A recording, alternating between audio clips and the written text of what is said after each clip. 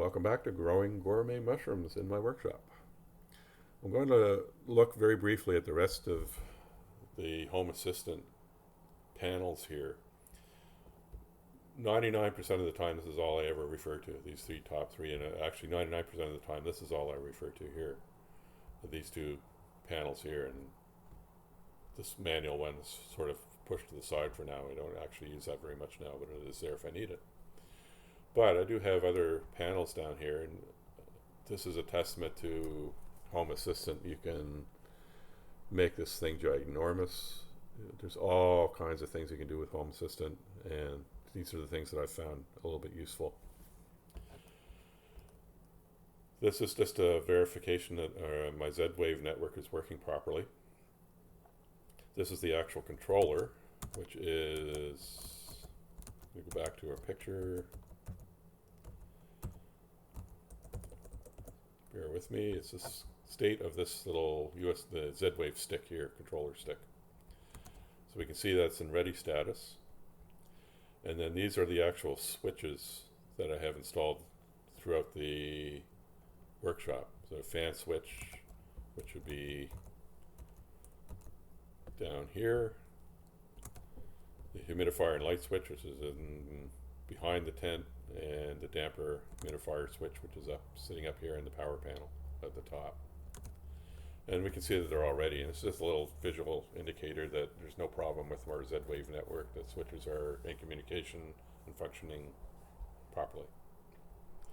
I have a couple of weather panels here just so I can keep an eye on what's coming up for temperatures and humidity levels. I can click on these guys and get quite a bit of detail, and also historical graphs of our weather. And I have two of these panels. One's in Halifax, which is about 20 miles away from me, and one of them's just outside of Halifax, probably another 10 miles at Shearwater. And I can compare. Right now these are very, very close, so they're actually identical, but often this is near the water and you'll see a difference in the temperature.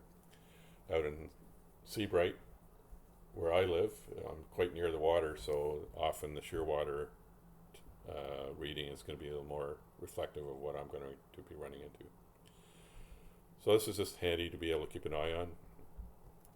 Over to here is just a state of my computer, which is, if I bump through here again, it's the state of this guy here. It's how much disk I'm using, how much free space I have, memory usage, temperature of the CPU, that kind of stuff. And just, again, allows me to keep an eye on how it's doing and alert me if there's a problem. We have a test notify, and this just makes sure that I get notifications on my phone. Let's just verify that everything's set up so that my phone receives alerts when they should. So I can check that anytime I want. Here's my telephone. Again, a testament to Home Assistant. I can just install a little Home Assistant on my phone, and it will talk to the computer and give me all of the information about my phone, battery state, where I am, whether I've got Do Not Disturb turned on, all that kind of stuff. And it goes on and on for quite a bit. And we have the sun. This is just very trivial information of when the next sunrise is and the next sunset. So that's it on what I have set up for mine. You can customize Home Assistant to your heart's content, add a whole pile more panels. You can actually add very visually appealing graphical information instead of just plain numbers here showing you like on a speedometer what the CO2 levels are, and a speedometer what the humidity levels are, that sort of thing. I don't bother getting into a lot of that because I like to keep things simple. I like to be able to just glance at stuff and be able to read it, but there is no end to the automation that Home Assistant will give you. In addition to that, one of the greatest things about Home Assistant is this exact same display will show up on my phone. The only difference is that instead of having panels going from left to right here, they're all stacked one on top of another. And I can control Home Assistant from anywhere.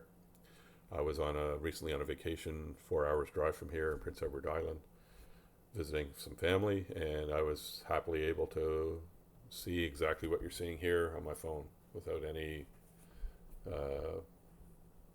problems at all. It gives you that warm, fuzzy feeling when you can be able to control your automation within a few seconds, no matter where you are on the planet.